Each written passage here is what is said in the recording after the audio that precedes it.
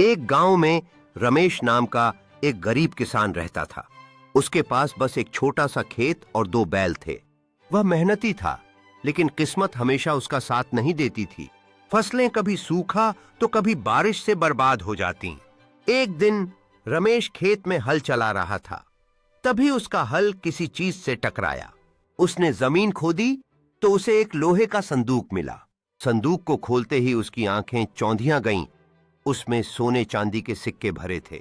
रमेश बहुत खुश हुआ, लेकिन साथ ही डर भी गया कि अगर यह खजाना राजा को पता चल गया तो वो सब ले जाएगा। कुछ देर सोचने के बाद वह अपने मन की बात अपनी पत्नी से साझा करता है। पत्नी ने कहा, अगर यह खजाना हमें मेहनत के बिना मिला है तो यह हमारे किसी काम का नहीं। इसकी जगह अगर हम ईमानदारी से मेहनत करें तो उससे मिली खुशी सच्ची होगी। रमेश ने सहमति में सिर हिलाया और खजाना गांव के मुखिया को सौंप दिया। मुखिया बहुत प्रभावित हुआ और यह बात राजा तक पहुंची। राजा ने रमेश की ईमानदारी से खुश होकर उसे इनाम में एक बड़ा खेत और 2 नए बैल दिए। रमेश ने फिर से मेहनत से खेती शुरू की और कुछ ही वर्षों में वह गांव का सबसे खुशहाल किसान बन गया।